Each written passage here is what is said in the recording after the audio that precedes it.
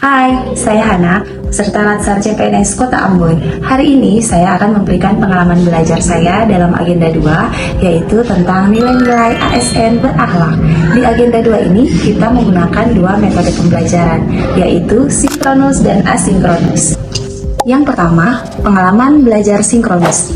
Pembelajaran sinkronus dengan metode tatap muka secara virtual dengan pemateri yang telah memberikan materi dengan sangat baik dan jelas juga, dan memberikan pemahaman yang tidak dapat kami dapat hanya dengan membaca modul. Karena adanya interaksi dua arah, sesi ini menjadi wadah konfirmasi atas materi yang belum kita pahami dan dijelaskan dengan baik oleh pemateri atau widya suara, dengan memberikan contoh yang nyata yang dialami, sehingga kami para CPNS jadi lebih memahami tentang nilai-nilai ASN berakhlak di lingkungan kerja. Yang kedua, kesan dan tantangan dalam pembelajaran asinkronus.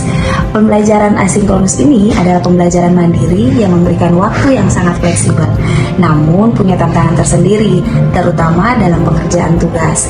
Tantangan dalam pengerjaan tugas yaitu tentang manajemen waktu. Mengingat tugas asinkronus seringkali memiliki deadline yang padat, terutama jika ada perpaduan tugas individu dan kelompok. Membagi waktu antara membaca modul, berdiskusi, dan editing tugas menjadi tantangan yang besar.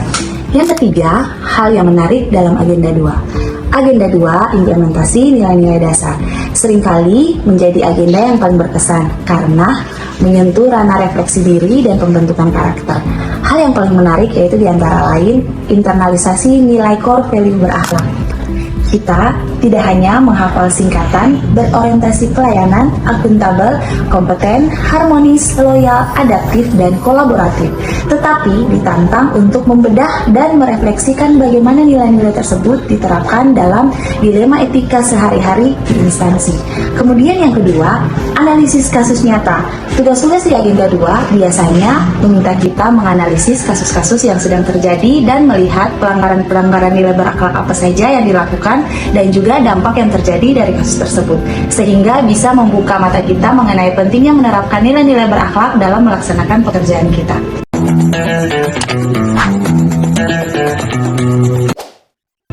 Pembelajaran agenda kedua ini difokuskan pada internalisasi nilai-nilai dasar ASN yang tertuang dalam jargon berakhlak, berorientasi pelayanan, akuntabel, kompeten, harmonis, loyal, adaptif, dan kolaboratif.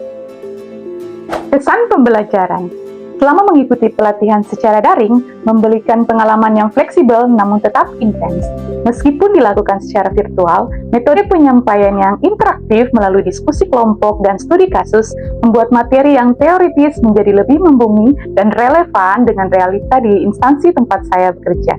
Saya merasa nilai-nilai ini bukan sekedar hafalan, melainkan kompas moral dalam menjalankan tugas dan kerja sehari-hari.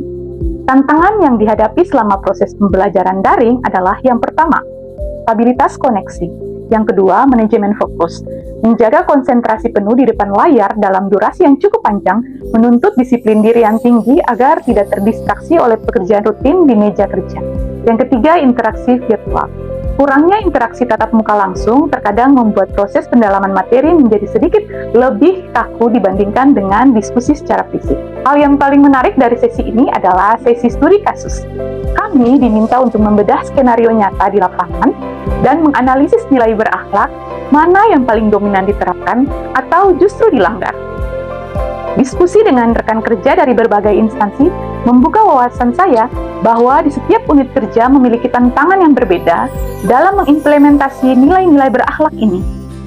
Namun, memiliki tujuan akhir yang sama tentunya, yakni meningkatkan kualitas pelayanan publik.